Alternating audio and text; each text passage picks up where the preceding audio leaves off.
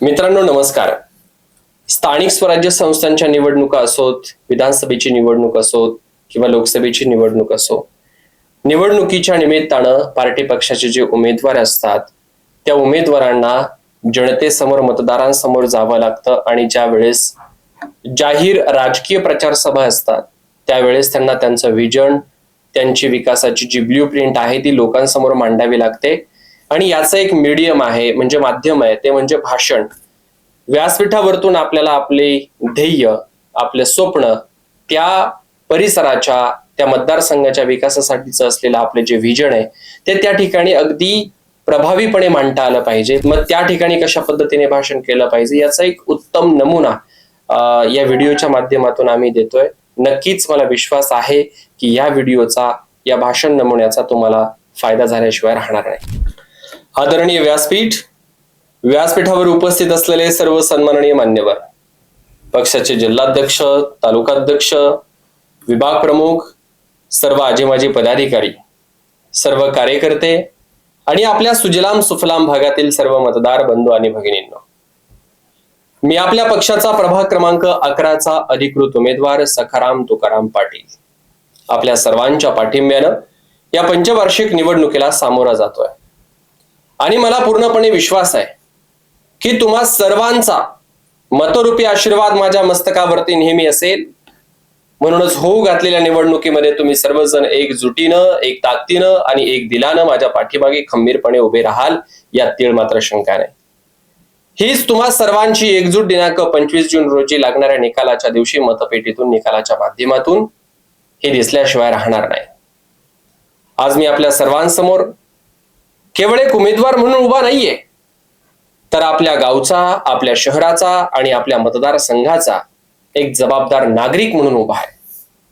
आपल्या सर्वांच्या आशीर्वादानं आणि विश्वासानं मला जनतेची सेवा करण्याची संधी मिळावी हीच माझी नम्र अपेक्षा आहे. या निवडणुकीमध्ये मी केवळ मत मागण्यासाठी आलेलो नाहीये, तर आपल्या भागाच्या विकासाचा स्पष्ट संकल्प घेऊन सुद्धा आलेलो आहे.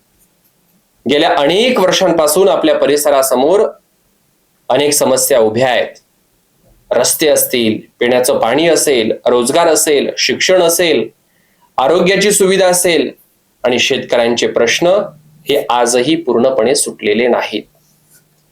अनेक आश्वासने दिली गेली पण अपेक्षित बदल घडला नाही.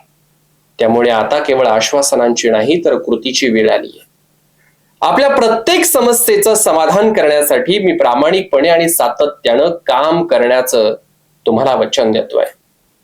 आपल्या तरुण पिढीचे भविष्य उज्ज्वल व्हावे ही माझी प्राथमिकता असेल. शिक्षण पूर्ण केल्याच्या नंतर नोकरीसाठी तरुणांना गाव सोडून हे शहरामध्ये जावं लागतं, पण आता ते इथून पुढे शहराकडे जावं लागू नये याच्यासाठी स्थानिक स्तरावरती उद्योग आणि रोजगार निर्मितीवरती सुद्धा भर दिला जाणार आहे. कौशल्य विकास केंद्रे असतील, प्राथमिक प्रशिक्षण कार्यक्रम असेल आणि नव उद्योजकांना प्रोत्साहन देण्यासाठी विशेष योजना राबवल्या जातील. युवकांची ऊर्जा आणि क्षमता ही आपल्या भागाच्या प्रगतीची खरी ताकद आहे. येथे बसलेले जवळपास सर्व शेतकरी वर्ग आहे, त्यामुळे इथे बसलेले हे सर्व शेतकरी आपल्या अर्थव्यवस्थेचा एक मजबूत कणा देखील आहेत. शेतकऱ्यांना योग्य भाव मिळावा, सिंचनाच्या सुविधा, आधुनिक तंत्रज्ञान आणि आवश्यक आर्थिक मदत मिळावी यासाठी मी कटिबद्ध असेल. शेती फायदेशीर व्हावी आणि शेतकरी सन्मानाने जगावा यासाठी शासनाच्या विविध योजनांचा लाभ प्रत्येक शेतकऱ्यापर्यंत पोहोचवण्याचा माझा हा प्रामाणिकपणे प्रयत्न असेल. शेतकऱ्यांच्या प्रत्येक अडचणीसाठी मी सदैव त्यांच्या पाठीशी उभा राहण्याचा प्रयत्न करेन. महिलांचं सक्षमीकरण हा विकासाचा महत्वाचा आधार आहे हे आपण समजून घेतलं पाहिजे. महिलांना स्वावलंबी बनवण्यासाठी स्वयंरोजगाराच्या संधी असतील, बचत गटांना मदत करणं असेल, मुलींच्या शिक्षणासाठी विशेष उपक्रम राबवणं असेल आणि सुरक्षित वातावरण निर्मिती असेल, यासाठी ठोस उपाययोजना सुद्धा मी पुढच्या काळामध्ये करणार आहे.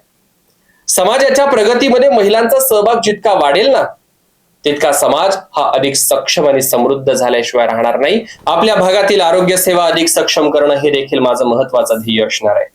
प्रत्येक नागरिकाला वेळेवरती आणि गुणवत्तापूर्ण आरोग्य सुविधा मिळाव्यात याच्यासाठी प्राथमिक आरोग्य केंद्र ही मजबूत केली जातील.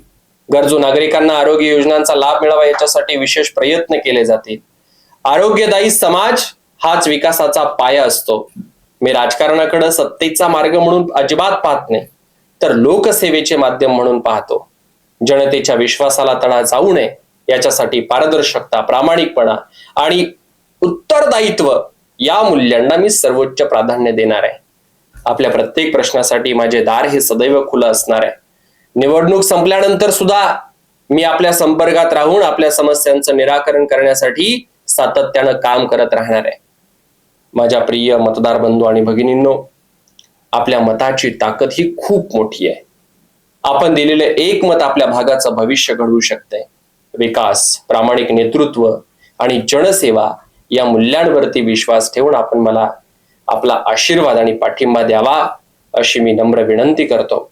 आपण सर्वांनी एकत्र येऊन आपल्या मतदारसंघाला प्रगती, समृद्धी आणि विकासाच्या नव्या उंचीवरती नेऊयात एवढाच आशावाद व्यक्त करतो. मला विश्वास आहे की मतदानाच्या दिवशी आपण सर्वजण जवळच्या मतदान केंद्रावरती जाऊन त्या ठिकाणी मला मतरूपी आशीर्वाद द्यावा हीच एक अपेक्षा. सर्वांचे पुन्हा एकदा मनापासून धन्यवाद.